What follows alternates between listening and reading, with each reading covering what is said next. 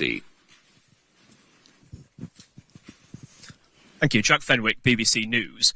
You've spoken about El Salvador and Kosovo as countries that you could do deals with to rent prison places. Presumably you'd need more of those deals. Are there other countries you have in mind? And taking that into account, along with deportations and inevitable legal wranglings, what's your assessment of how much all this would cost? Well, I mean, yes, there are Baltic state options as well.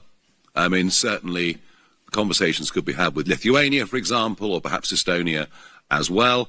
And on the El Salvador one, which is where there is the most capacity, that's the reason that we're going to send Lee Anderson and former prison governor Vanessa Frake. We want people, we want to make sure that the conditions are sensible and reasonable and appropriate. We estimate the cost will be half per prisoner. The difference, of course, being that everybody else will be serving fuller sentences. So, what is the cost of building? Nightingale prisons? Well, frankly, pretty cheap. Just as were the Nightingale hospitals. They would be very basic, and we have to admit that. There might not be too many colour TVs. We have to admit that. But the actual construction of these sites is very, very small money. And the foreign prisoners being sent overseas or back to their home countries is going to save us, over the next decade, several £billion. Thank you. Any more on that for you, sir? Yeah, I mean, so just to give you some context, as Nigel said, we're going to make sure that the prison conditions in El Salvador, look, it's not going to be a summer camp. It's not going to be particularly fun, but it won't be cruel. And it won't be unreasonable.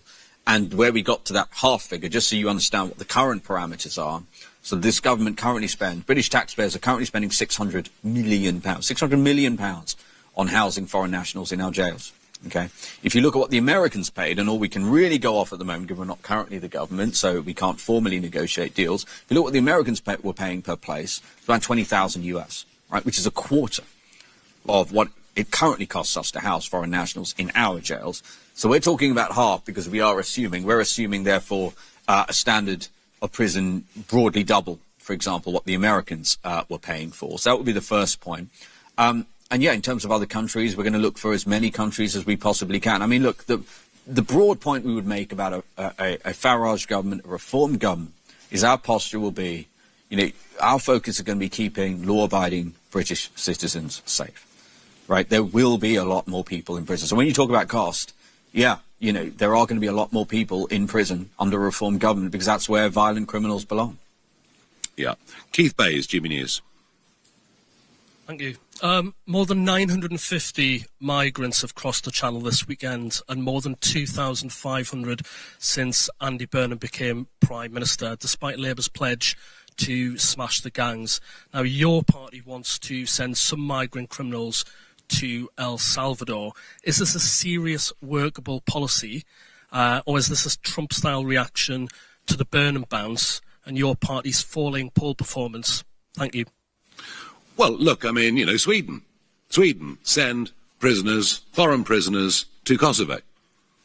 So I think if Sweden do that and operate that principle, as well as America operating that principle, I would have thought there was a very grown-up way of approaching it. I have to say, I just find the sheer levels of inaction from both this and the previous government. They confront these huge issues and they appear to be incapable of doing anything to solve the problems. And that leads us on to the first point you made.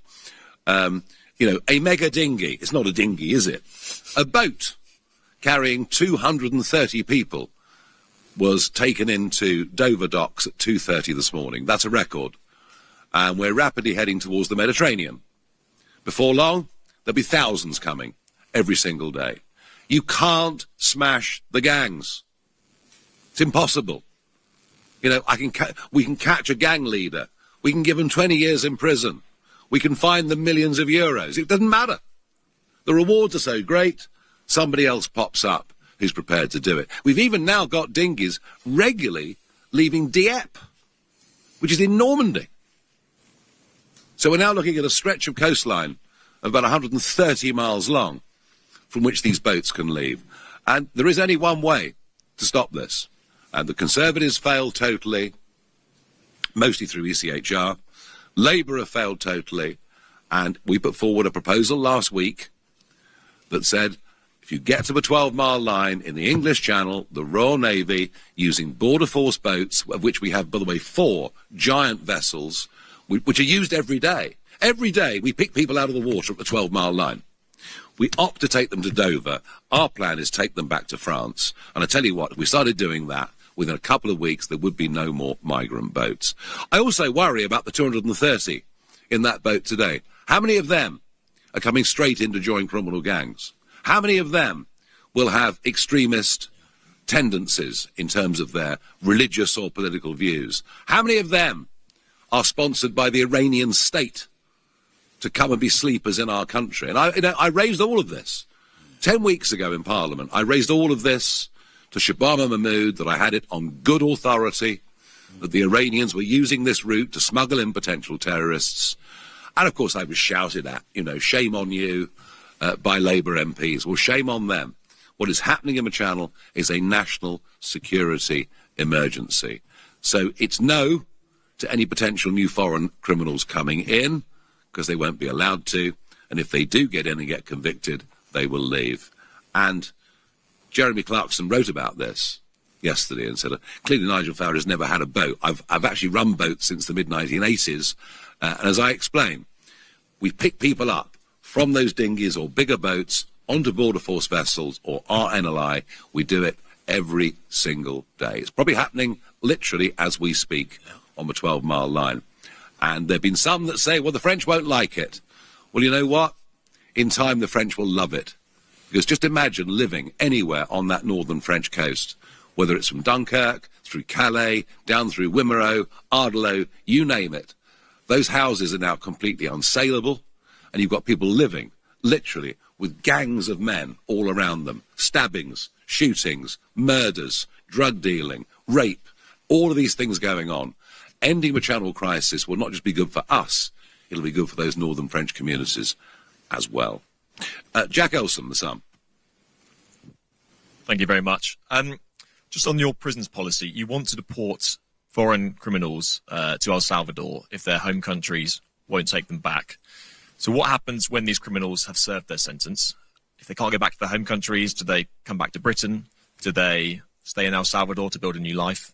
And then quickly, Mr. Farage, is there anything you can tell us about the Anne Widdecombe investigation, which obviously at the weekend we learned has been widened to include an address linked to you? Thank you.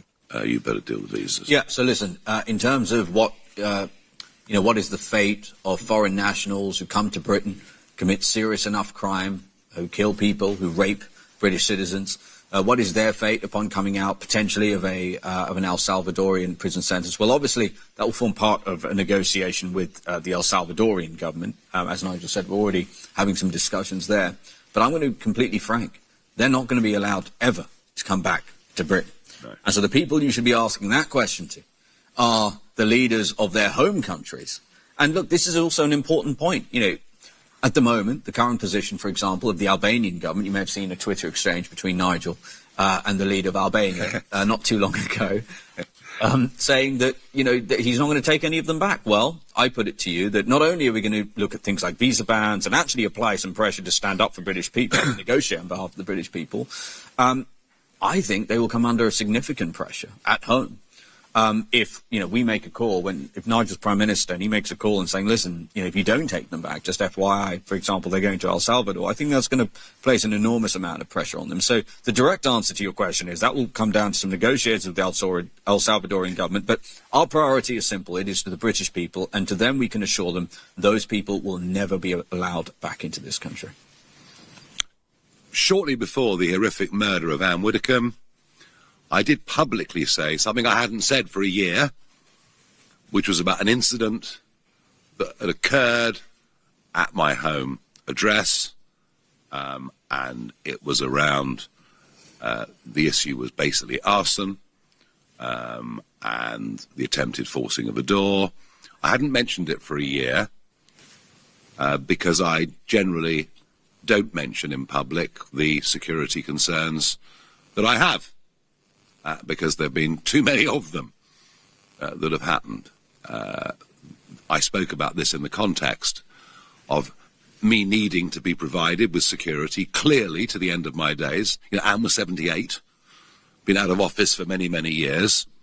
and I discussed that around the issue of money and my own future protection. Of course, most of the media organisations in this room called me a liar. Remember that vividly. Half of you in the room called me a liar. But the truth is, there was an investigation into this, and clearly, counter-terrorism made some mistakes, which is why they've referred themselves to the Independent Office of Police Complaints. I understand this is a completely unprecedented move. And yes, this is directly linked to the murder of Anne Widdecombe.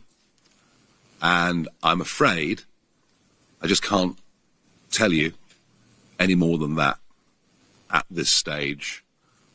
It's a great tragedy that it took the death of Anne for the security services in Britain to finally take seriously the safety and security of reform politicians and reform prominent figures. Up until that moment, we had been treated very differently to everybody else. For example, 4 days after the murder of Charlie Kirk, I had nearly all of my security removed from me. We have been ignored. Our situation has been undervalued. But I'm not going to say anything now to prejudice, because I do actually believe in my heart that counter-terrorism are now seriously doing this job, and I have confidence in them. I'd love to tell you more. It will come out, but I just dare not breach that trust and confidence with counter-terrorism at this stage. Thank you. Carl Deneen, ITV. Thanks. Moving back to your policy announcement today, can you tell us how many people you think that getting dangerous prisoners to serve their full terms would add to the prison population? And can you tell us what a Nightingale prison is? What will they be secure? Will they be what classification of security will they have? And how long will people be expected to stay in them? Yeah. So, shall I take that? Yeah, go on. Yeah. So, in terms of the latter question, Nightingale prisons, look, we're going to model this off things that have already been done. So, as I said, we're going to use prefabricated modular technology that allows you to house, look, this is going to be a lower category of prisoner. These aren't going to be rapists and murderers. They're going to be people who have been convicted of things like shoplifting, for example, but absolutely they will be secure. It's not going to be a summer camp. As Nigel said, you know, provision of colour televisions might be, to some degree, at a premium. And you can look at countries where this has happened. Look at, for example, what happened in Florida under the Trump administration. They managed to stand up, I think it was within the space of 8 days, he stood up 3,000 detention facilities. So it is absolutely doable. We're going to put it on MOD land. Again, one of the reasons why it currently costs £600,000 to build a single prison place is because of the insane number of quangos, because of the insane number of prisons that don't actually ever get built because they're blocked at the planning stage. So there's about 1/3 hectares of MOD land, for example, that is available for us to use. And because we will call upon the army to assist, a key point about this, there's a very high, without getting into the minutiae, there's an extremely high threshold, as you would reasonably expect, for contractors to work on building a prison. They need an extremely high level of security clearance, which is why calling upon our armed forces to assist in the building of those prisons will be important. In terms of how many new prison places we're going to need, so all of the changes we're making to ensure that under Nigel as Prime Minister, people who kill people, people who rape, people who are seriously violent, never get set out of jail early, and ending this insane, reversing this insane new policy from Burnham, which is going to be all but eliminate jail sentences of under a year, completely undermining our justice and policing system. All of that is going to add, we estimate we're going to need to incarcerate an additional 18,000 people. But as I said, if you look at, if you compound the numbers here, we're talking about 12,000 new Nightingale prisons, we're talking about 10,000 additional places that we're going to rent abroad, and that's on top of the 14,000 that Labour are going to build. So we're talking about you're talking about 36,000 there. Yep, thank you. Noah Hoffman, Spectator. Thank you. Ms Farage, a lot of videos taken from France of dinghy crossings actually capture so-called human rights charities effectively facilitating the illegal arrival of migrants. I wonder if you have any plans or thoughts on possible ways of tackling so-called human rights charities that facilitate illegal arrivals. Yeah, you're right. And Lee Anderson was out at the Lune Plage camp last week, and he met some of these NGOs, most of them incidentally British-based and raising British money. I've been of the view of, I won't name them because that might spoil my afternoon, but their names are quite well known, and they should be charged with aiding and abetting illegal immigration. Of that I have no doubt at all. And, you know, when we were back, if I go back to sort of late 20 into 21, and at that point we didn't have drones, we didn't have spotter planes, etc. And the dinghies that were coming were ribs, carrying 16 to 18. So you might get 28 of them on one day. So what was happening then, well, quite a lot were making it across for beach landings. And it was, very interesting. You know, there's one particular beach landing I can think of at Kingsdown, just near Deal, where the dinghy was met on the beach. You know, 3 people were there on the beach. They knew exactly where they were coming into and did their best to spirit these people away, but mercifully the police caught up with it. So yes, there are NGOs who are aiding and abetting illegal immigration into Britain, and that includes bringing in criminals and potential terrorists and people that will cause this country very, very great harm. And it's all done under the masquerade of the use of the word refugee. You know what? This country has taken 500,000 refugees since 2016. We have never been backwards at coming forwards when it comes to genuine refugees in distress from other parts of the world. This criminal trade is not bringing in refugees, it's bringing in young men, far too many of whom are very, very dangerous and will be injurious to our future. Thank you. Rob Powell, Sky News. Thank you, Rob Powell, Sky News. On the 230 people that arrived this morning, Mr. Farage, you've said that we're heading towards a situation similar to the Mediterranean. Yes, this is the largest number of people in one boat, but overall arrival numbers are down quite significantly, 42% down on last year. And the reason why bigger boats are being used is because the smaller dinghies are being taken, they're being dismantled. No one is claiming that this job is done, but will you acknowledge that actually the numbers are not getting more severe, the numbers are coming down? And are you being straight with the British public when you suggest that this is an issue that is getting worse? I've always thought the boats would get bigger. I've always thought they would. And we were pretty shocked the other day. Do you remember 173? That was about 2 weeks ago, if I remember rightly. We were shocked at 173. Well, we're already up by another 25%. And yes, the overall numbers this year are down, but they're still horrendous. If I told the British people 10 years ago that tens of thousands of people, young men, who discard their IDs into the sea at the 12-mile line, some of whom are going to be terrorists, would come into Britain, you wouldn't have believed me. So whether we have fewer bad people thus far this year than last year, the situation is desperate. It should be declared a national security emergency. And yes, we have managed to stop some of the dinghies. But it doesn't stop the problem. It doesn't go away. It is still something that is completely out of control. And who knows? You know, we could sit here in October and we could find the numbers that, you know, all it needs is 4 of these boats to be 1,000 people a day. You can't predict the future. I can't predict the future. All that we know is our only real deterrent is the weather in the English Channel. So the idea that we should be celebrating the numbers are not as extreme as last year, I'm sorry, I believe that's for the birds. Jonathan Walker, The Express. Thank you. Hello, Nigel. You mentioned earlier the threat from, or the potential threat from Iran. And I think that the Home Office has said that it believes what it calls proxies of the Iranian government are behind terror attacks in the UK. Very little action seems to be taken about that. I don't know what could be done. What could a British government do, or what would you do to protect us from this threat from Iran? Well, I mean, for years and years, you know, I thought there were 2 potential real dangers in this country coming out of the Middle East, one being the IRGC, the other being the Muslim Brotherhood. The Muslim Brotherhood, which is now building a network through this country, allied to so-called charities And I believe that they are one of the major sources of genuine extremism being spread in Britain, and yet no one wants to talk about it or deal with it, despite the fact that it's prescribed in lots of Muslim countries in the Middle East, because they understand what a threat it is. The same goes for the IRGC. Government has been very reluctant to prescribe or even condemn the IRGC, believing if they did that, that was tricky because it was an arm of government.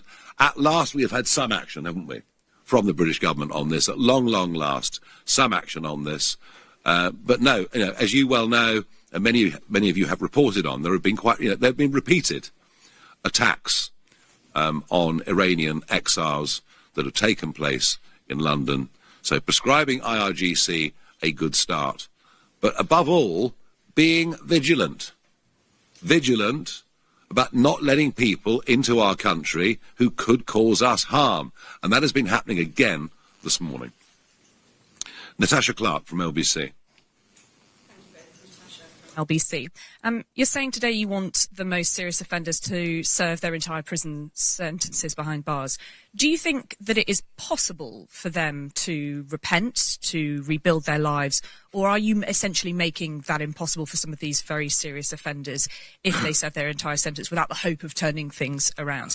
And Mr. Farage, if I may, on your safety and security and the terror cops reporting themselves to police, you've talked about mistakes. Do you still have the confidence in our police forces? Thank you. So I'm happy to take the first part. Use the word repent. Repentance is a religious term. What people believe in their hearts and their relationship with God is a matter between them and God.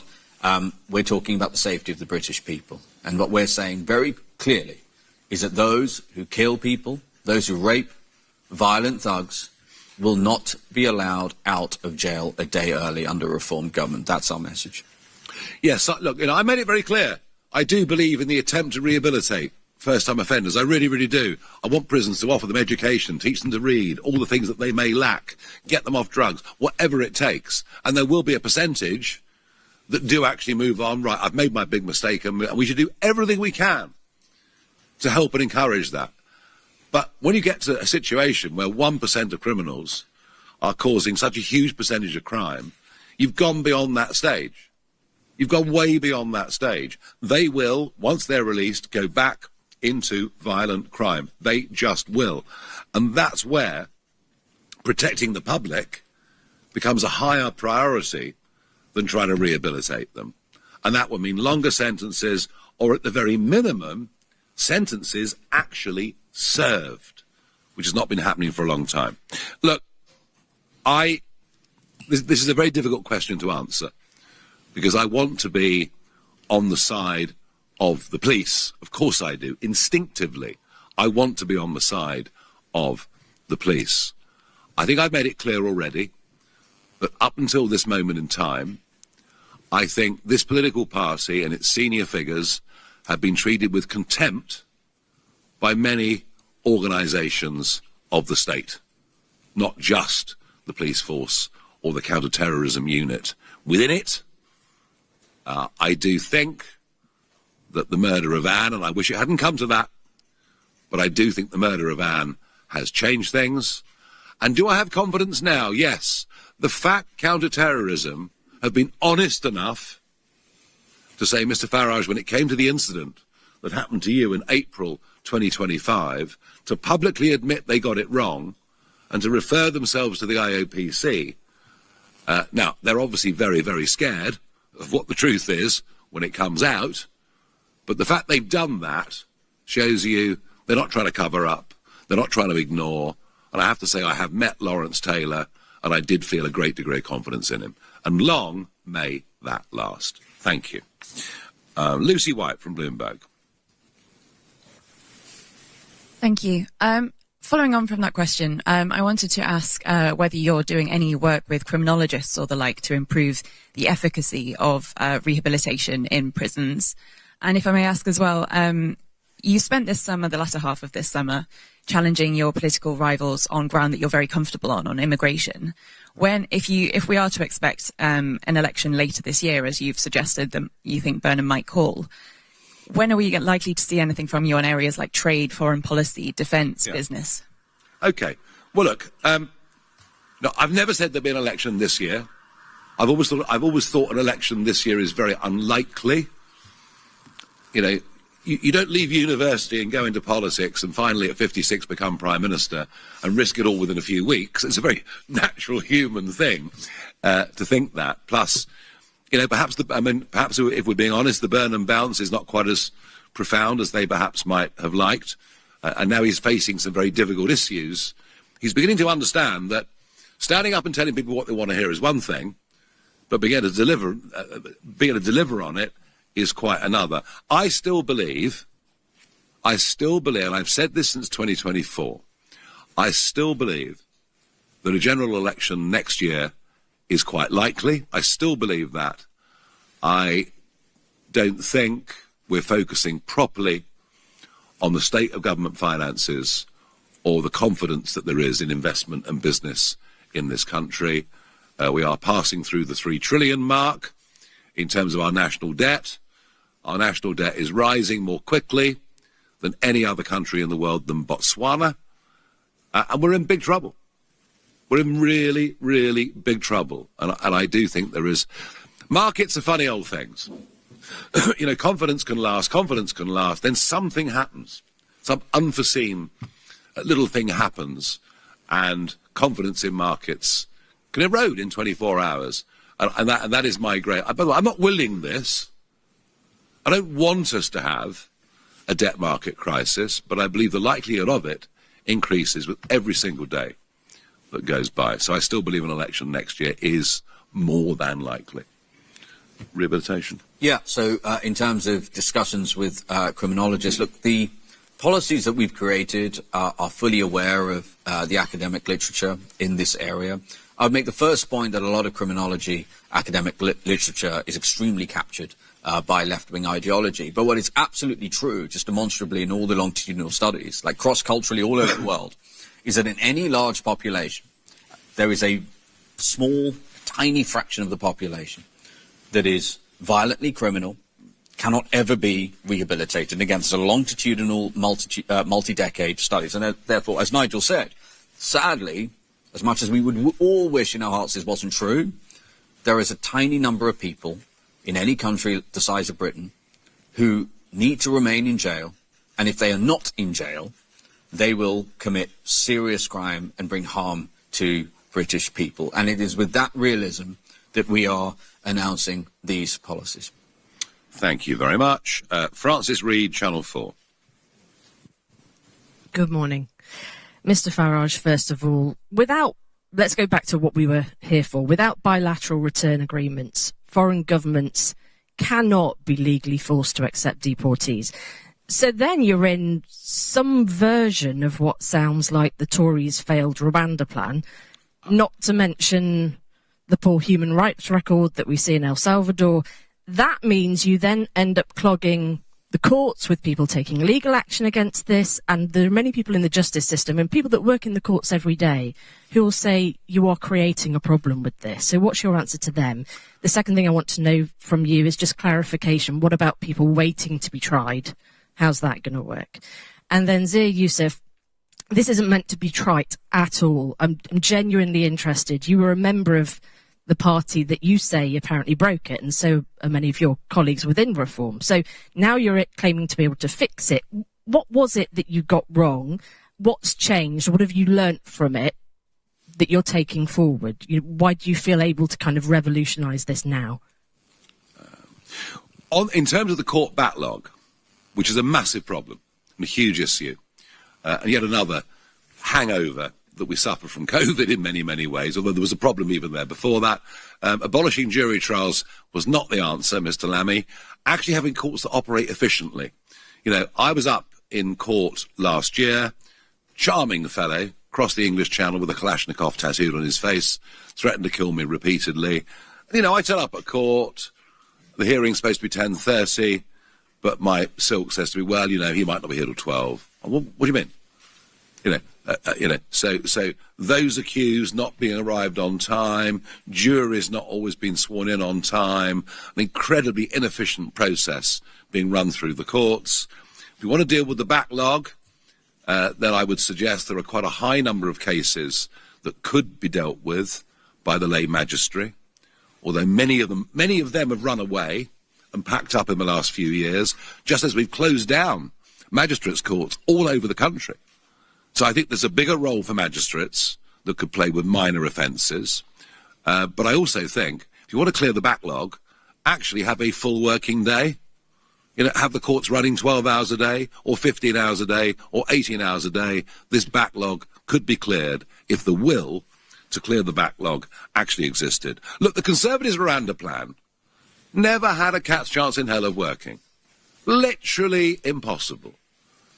And even when Boris launched it, and he launched it at Lyd Airport, I remember the speech.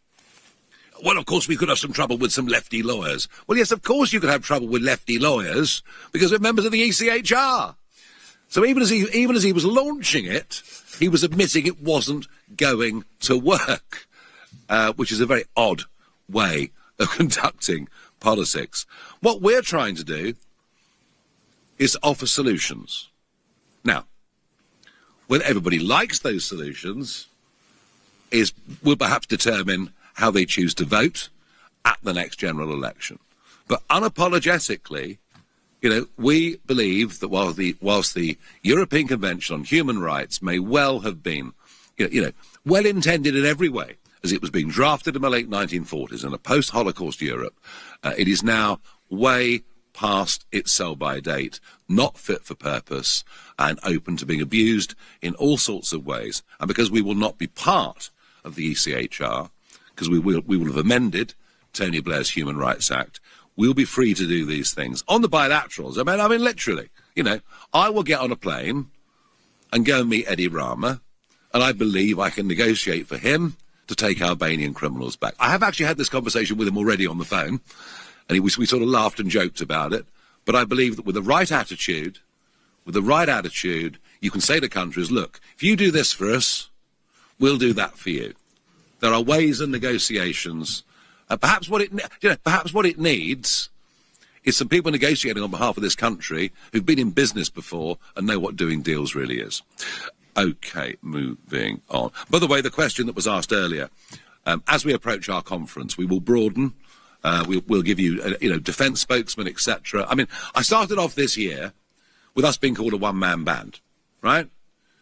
We've got spokesmen in different areas, leaders in Scotland and Wales, a proper structure of leadership, deputy leadership, 4 major positions covered. We've got people speaking for us on prisons like Vanessa Frake. We've got people speaking for us on policing like Colin Sutton. I mean, we have come on, in month 8 of the year, we've transformed the look of the party in terms of the breadth of people that are able to go out and speak and do things for us, a new head of policy, a new policy team. We've moved forward a lot this year. Are there more gaps for me to fill? Yes, there are. But it's very much a work in progress, and we will be ready. Sorry, I should have answered that earlier. Can I just quickly add on, just to add to Nigel's point there, when you hear about people saying, aren't you going to clog up the legal system? I get that. Our inbox is full of people, especially journalists, saying, are you not going to clog up the legal system? Well, it's actually a really, really good example of the learned helplessness of someone who's kind of new to politics that I find fascinating. One of the really cool things that that His Majesty's government can do is change the laws. And I know that sounds crazy, but as Nigel said, the reason why the Miranda plan stood no chance of success is because they weren't even willing to leave the ECHR. And that's just the first of many steps that you would need to take in order to do the things that we're talking about. And look, we are in an extreme situation in this country. We are in an extraordinary situation. And the only way you resolve an extraordinary problem is through extraordinary solutions. And so, for example, when we announced that we'd put the Navy in the Channel to form a hard perimeter and ensure that not a single unauthorised vessel makes it to our shores, there's all sorts of talking heads popping up all over the place. Exactly the people, by the way, almost none of whom have achieved anything of note in their lives. The one world leader I know of who can honestly say that they have stopped a large-scale mass illegal migration crisis via boat, Tony Abbott, the former Prime Minister of Australia, came out within hours of us announcing our plan, and backed it, endorsed it, said that, quote, it can be done, and it must be done. And I would point people to that. Yeah, absolutely. Let's go. Sophie Church, Daily Mail. Thank you. Mr. Farage, you just said that you had full confidence in the police, but would you now support the police going back and re-looking at all offences against reform politicians? Well, I wouldn't necessarily support them going back and looking at all offences. It just would depend how sinister they are. But as I say, I repeat the point. It is tragic that it took the murder of Anne Widdecombe for the police and the authorities to take the situation that many reform public figures face seriously. I do now believe that they are. Thank you. Peter Schnettwangers from The Telegraph. Thank you. I just want to go back to Nightingale prisons. So we know how local authorities and local areas push back on prisons, and that's been one of the reasons why we've not built any in this country. So how are you going to tackle that opposition to Nightingale prisons? And what if that criticism comes from a Reform MP who's trying to block it in their local area, or a Reform council?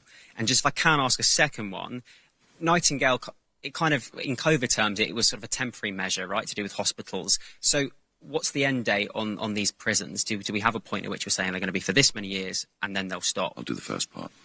So we're proposing MOD land, all right? And in many, many cases, what you'll see around the country are former MOD sites that used to employ a lot of people, where because those people have now been laid off, the local towns and villages have suffered economically really, really grievously. A lot of these facilities are in very out-of-the-way places, and I would put it to you that use of MOD land, that more employment and more money in the local economy in some of those rural areas is far less likely to meet with big objection than the plans that I saw for the last few governments, where basically green space land next to rural settlements was being proposed. I think this is a better way of getting far fewer objections. But in the end, we're going to have to do it anyway. But I think MOD land is a, as I say, we don't need the vast area. We haven't got huge numbers of people in our armed forces anymore. We want more, but we don't need all the land that we've got. Yeah, there's north of 1/3 hectares of MOD land to use. To answer your question about, local authorities or people, not just local authorities, but all these totally unaccountable quangos able to block things, all that ends under a reform government. I can't stress this enough. We're not going to be stopped. Look, I love animals, but if I'm going to prioritise the safety of a badger over the safety of a human British citizen, I'm going to prioritise the safety of a human British citizen. We're unapologetic about that. And so, not to mention, by the way, actually looking at a lot of these, I was looking at the extraordinary amount of bureaucratic pressure to stop, whether it's prisons, whether it's nuclear power plants, infrastructure, reservoirs, infrastructure that's really important to British people. A lot of it, frankly, is bad faith. It's not actually saving any animals anyway. It's just bad faith, far left activism. So we're going to make prisons, we will categorise it as a national critical infrastructure, which will mean that there will not be a local authority in the country that is able to prevent a reform government from building it. Very good. Let's go to Raheem Kassam, National Pulse. Thank you, chaps. Zia, given the state of the illegal alien invasion into the United Kingdom, if you were to get a call from Downing Street to ask if you could help to implement Operation Fortress, which you announced last week, would you take that call, and would you be willing to work with the Labour government on that? And Nigel, off the top of my head, I can name a few news outlets, LBC, The Mirror, The Guardian, The Standard, and others that ridiculed the idea that you were, your house was firebombed last year. To flip an earlier question on its head, have you, if you ever had any, lost faith in the British press, like much of the public has? And will you be writing to the editors of those outlets asking for corrections, retractions, apologies, or firings?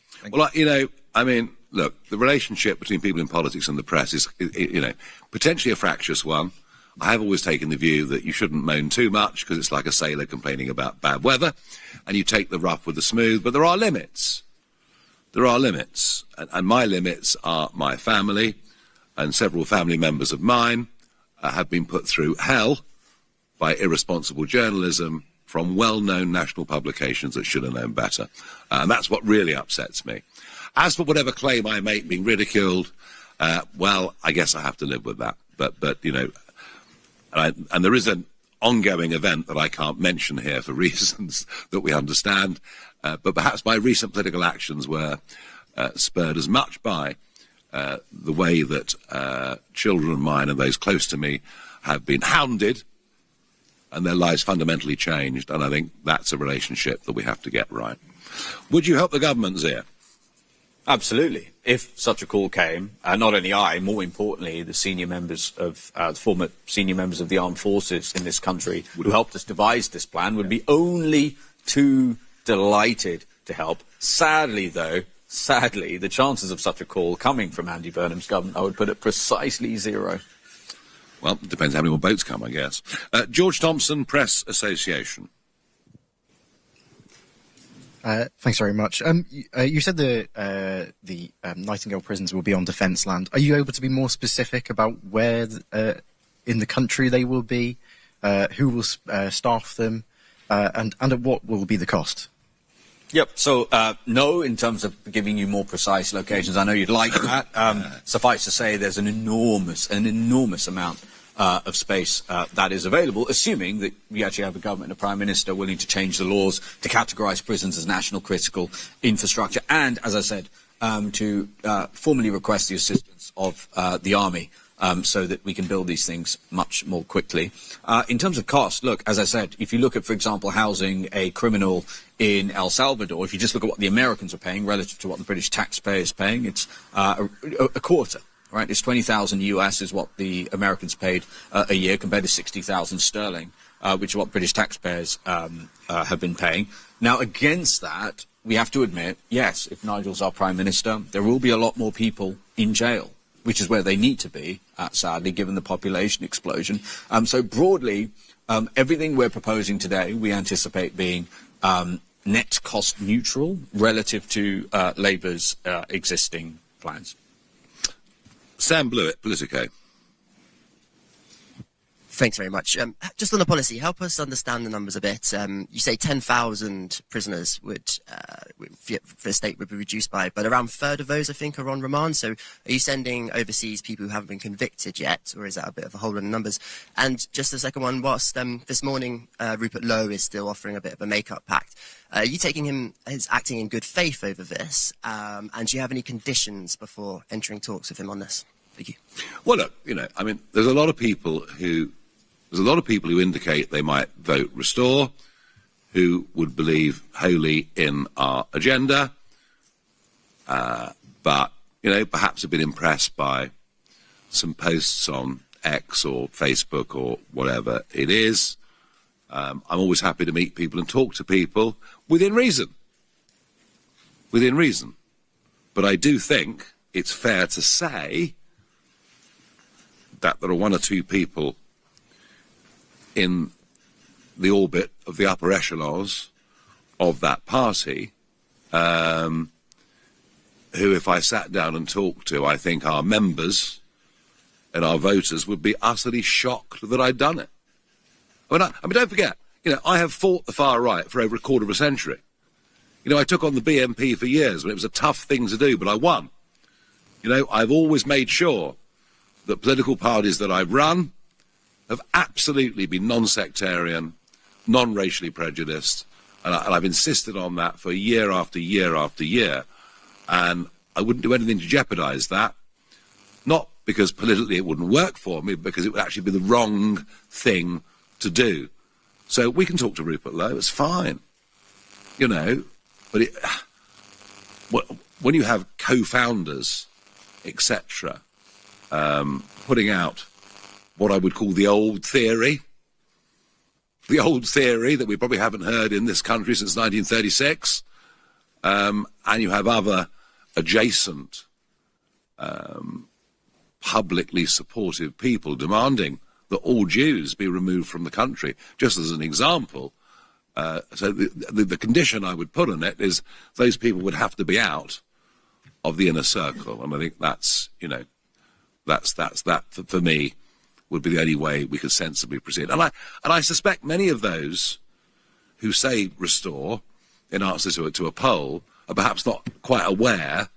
They see Rupert, they see this farmer from Gloucestershire. I think they know he makes sense, but those he's got around him, I think they'd be pretty horrified too. There was something else, wasn't there? Yeah, in terms of 10,000 in our jails, but some of them not yet being convicted. Look, that's not the gotcha that you might think it is. The vast majority of those people end up being convicted. So in terms of the practical plan that we have laid out, it makes no difference. Okay, I've got to draw stumps and move on. There's a few questions I couldn't take, but thank you, everybody. Thank you.